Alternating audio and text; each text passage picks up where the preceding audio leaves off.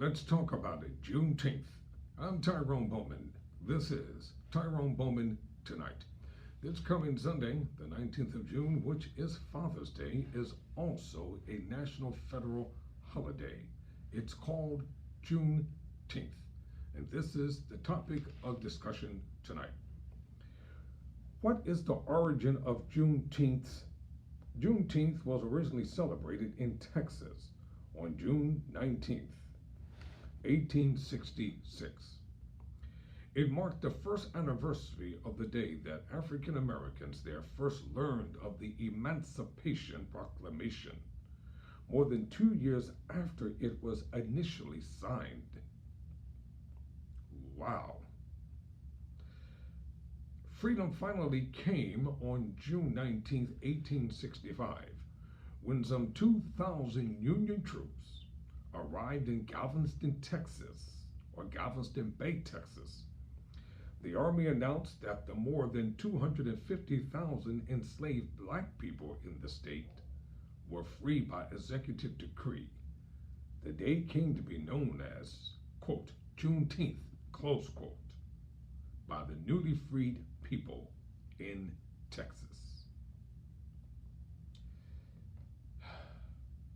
Some people wonder, well, why is it called Juneteenth? I just said so that the people of Galveston did not know that they were free and found out after the order was issued by Gordon Granger on June 19, 1865, 2 years after the original date of proclamation. Texas was the last state to recognize the proclamation, and hence Juneteenth, or June 19th, or Juneteenth, became the first official holiday. In 1945, believe it or not, Juneteenth was introduced in San Francisco by a migrant from Texas by the name of Wesley Johnson.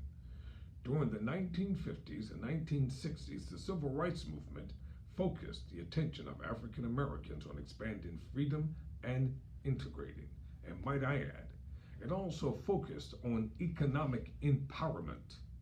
That's what the People's Campaign March, had Martin Luther King Jr. lived, was going to be all about. The big march on Washington. And Juneteenth is an important date that commemorates emancipation of slaves of African descent in the U.S. No human beings should be enslaved to the extent that African Americans were enslaved. Isn't that a blip, as we say in our language? The Emancipation Proclamation was signed by executive order by then President Abraham Lincoln. And it wasn't until 2 years later that 250,000 of my ancestors found out that they had already been emancipated by decree of executive order, and nobody told them. Let's talk about what states recognize Juneteenth as a federal holiday. At least 6 states officially adopted the holiday over the past few months, including Connecticut, Colorado, Georgia, Maryland, South Dakota, Utah, and Washington. And Juneteenth became a federal holiday, believe it or not,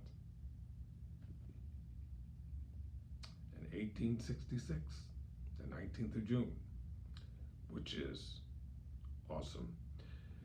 Let's talk about President Abraham Lincoln for a moment. On February 1st, 1865, President Abraham Lincoln approved the joint resolution of Congress submitting the proposed amendment to the state legislatures, the necessary number of states, 3/4, ratified it by December 6, 1865.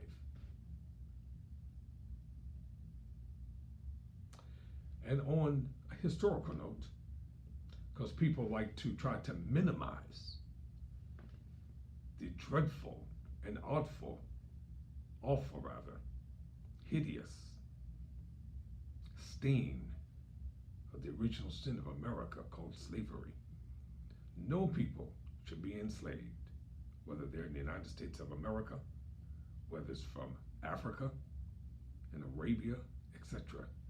Slavery is a hideous thing to impose upon anyone. That's my personal commentary. Of the presidents who were slaveholders, Thomas Jefferson owned the most with 600 plus slaves, followed closely by, he never told a lie, America's first president, George Washington. So, Juneteenth. It's real,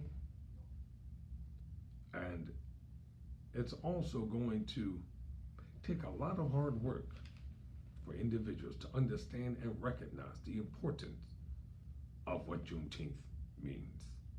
So, let's get educated, let's become informed, and let us all respect everyone's holidays, seasons, and commemorable moments.